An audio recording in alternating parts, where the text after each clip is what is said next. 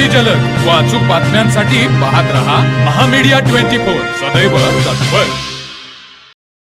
कोल्हापूर जिल्हा स्थानिक गुन्हे अन्वेषण शाखेने अवैध मद्य तस्करी विरुद्ध मोठी कारवाई करत शाहूवाडी तालुक्यात तब्बल 1,79,06,220 रुपयांचा मुद्देमाल जप्त केला आहे।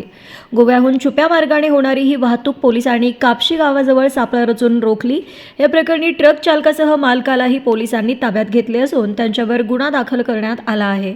मिळालेल्या माहितीनुसार गोव्याहून नेर्ले बामवडे मार्गे एका ट्रकमधून गोवा बनावटीच्या मद्याची अवैध वाहतूक होत असल्याची खात्रीशीर माहिती स्थानिक गुन्हे अन्वेषण शाखेला मिळाली होती। या माहितीच्या आधारे पोलिसांनी शाहूवाडी तालुक्यातील कापशी बस स्टॉपच्या परिसरामध्ये कडक नाकाबंदी केली। दरम्यान या मार्गावरून येणारा एक संशयित ट्रक पोलिसांनी अडवला।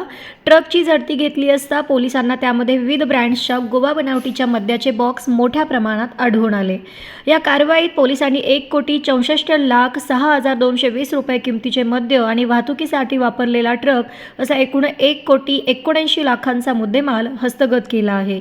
या प्रकरणी संतोष बंडू पेटकर राहणार इस्लामपूर या ट्रक चालकाला अटक करण्यात आली। त्याच्याकडे अधिक चौकशी केली असता हा ट्रक मध्य प्रदेशातील देवास येथील असीम अब्दुल्ला शेख याच्या मालकीचा असल्याचं आणि त्याच्या सांगण्यावरूनच ही तस्करी होत असल्याचं समोर आले। पोलिसांनी तात्काळ कारवाई करत असीम शेख यालाही ताब्यात घेतले आहे।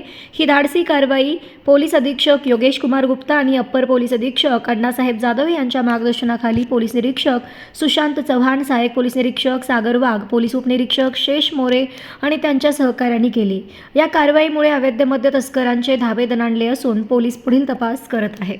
तर मग चला सबस्क्राईब करायला विसरू नका महामीडिया 24 न्यूज चॅनलला। महामीडिया 24 सदैव तत्पर।